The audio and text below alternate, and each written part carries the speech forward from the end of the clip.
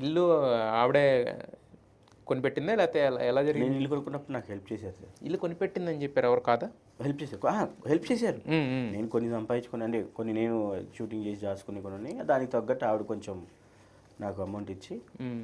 ఇల్లు కొనుక్కునేటప్పుడు సపోర్ట్ చేసి నాకు అన్ని ఇప్పుడు బేసిక్గా మనం ఇల్లు కొనాలంటే కొన్ని ప్రూఫ్లు కావాలి. ఇక్కడ వెంటనే ఇల్లు డబ్బులు మనం ₹1,00,00,000 ఇచ్చిన డబ్బులు వెళ్తే నీకు ఎవడు సంతకం ఎవడు చేస్తాడు, ఇవన్నీ ఎవరు చేస్తాడని అడుగుతారు. అట్లాంటి ప్లస్ నాకు మనీ పరంగా నాకు ఇల్లు కొనేటప్పుడు నాకు ఆడ అంత లేదు. బట్ ఆ టైంలో బట్ ఉన్న దాంట్లో నాకు మేడం హెల్ప్ చేసి చేశారు. సెట్ చేసి నాకు ఇల్లు ఇప్పించి హ్మ్. ఆ ఇంట్లో నన్ను పెట్టి హ్మ్. నేను యెస్.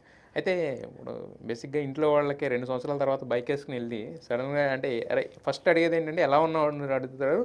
ఇమ్మీడియేట్ మాట ఏంటంటే ఏం చేస్తున్నావు అని అడుగుతారు. రెండే కదా! సో మరి రెండోది సమంత గారి దగ్గర ఇలా చేస్తున్నాను అని చెప్పంగానే ఇంట్లో వాళ్ళ రియాక్షన్ ఏంటి?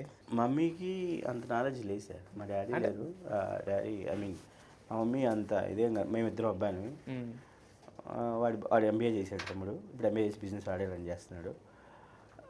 అంత నాలెడ్జ్ లేదు. మా మమ్మీ వచ్చాడు నా కొడుకు ఓకే వాడు ఏం చేస్తున్నాడు ఏంటో అనేది వాళ్ళకి తెలుసు ఆవిడకి. ఎందుకంటే మా మమ్మీ ఎప్పుడు అలా మమ్మల్ని అలా పెంచలేదు. మేము స్కూల్కి వెళ్ళి వచ్చిన ఇంటి దగ్గరికి వచ్చి మళ్ళీ లేదా వదిలి మన ఊర్లో తెలిసిందే ఉంది గిన్నెలు కడుక్కోవటం అన్ని సామాన్లు అమ్మ వచ్చే లోపల అమ్మ ఎంఆర్ ఆఫీస్లో ఇట్లా చేసేది. సో మేము సామాన్లు ఇవన్నీ చేసేవాళ్ళని ఇవన్నీ కడగటం తమ్ముడు నేను మళ్ళీ స్కూల్ నుంచి రావడంతో ఇల్లు క్లీన్ చేయటం ఇట్లా అన్నీ నేర్పించింది మాకు. అంటే ఇలా ఉండాలి ఇలా బతకాలి ఇలా ఉంటేనే మీరు బతకగలరు అనేది నేర్పించింది. సో అది చాలు నాకు జీవితంలో మనకి అదే అమ్మ నాన్న నేర్పించింది. అది ఉండటానికి ఇల్లు తినడానికి తిండి ఇంట్లో కూడా ఊర్లో కూడా ఏం లోట్లేదు. కాకపోతే నేను ఏదో చేయాలి నేను అందరిలా కాదు సంథింగ్ నేను ఒకటి చేయాలి అనేది వచ్చినందుకు దేవుడు నాకు అలాంటి ఒక వ్యక్తిని నాకు ఇచ్చాడు. దేవుడు నీ లైఫ్ టర్న్ అవ్వాలంటే ఇంకొక వ్యక్తి నీకు కలవాలని నాకు అవన్నీ అలా అయ్యటం జరిగింది. అది దేవుడు అలా త్రూ అవుట్. అంటే మరి బైక్ ఇప్పించినప్పుడు ఏంటి ఎక్స్‌పెక్ట్ చేశారా మీరు అసలు? సర్ప్రైజ్ అయినా లేదా అది కూడా? నేను ఎక్స్పెక్ట్ చేయలేదు సార్. నేను అడిగాను నీకు ఏమి ఇష్టం అంటే నాకు ఇలా బైక్ అంటే ఇష్టం అంటే ఆవిడ తీసుకెళ్ళి కొనిపించారు. నాకు క్యాష్ ఇచ్చేసి తెచ్చుకోపో బైక్ నీకు ఏది కావాలన్నా కూడా తెచ్చుకోపో అని చెప్పి వచ్చిన తర్వాత ఆవిడ ఎక్కి గ్రౌండ్ ఆ బైక్ తీసుకొని రావటం ఆవిడ దగ్గరికి వచ్చాను. ఇక్కడ పార్క్ అయితే ఉండేవాళ్ళం. అప్పుడు ఇంకా తిరగటం జరిగింది. ఇంకా ఓకే ఓకే ఇంకా అది అప్పట్లో అదొకటి ఇది మళ్ళీ.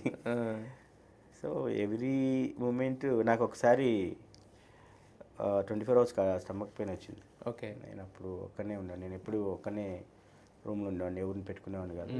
అప్పుడు కూడా నేను అపోలో జాయిన్ అయ్యాను. సో ఆ టైంలో కూడా నాకు వచ్చి నన్ను అంత అవసరం లేదు ఆవిడకి.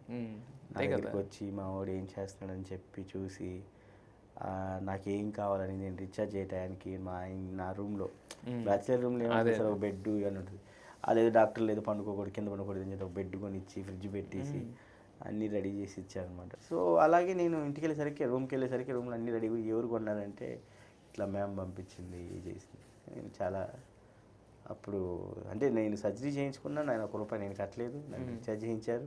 ఇంటికి వెళ్తే ఇంట్లో ఏమన్నీ అసలు ఇంకెవరిస్తారు సార్ అవి. అదే అన్నా ఇంట్లో అమ్మ నాన్న కూడా అదే డబ్బులు ఏమని ఆలోచిస్తారు.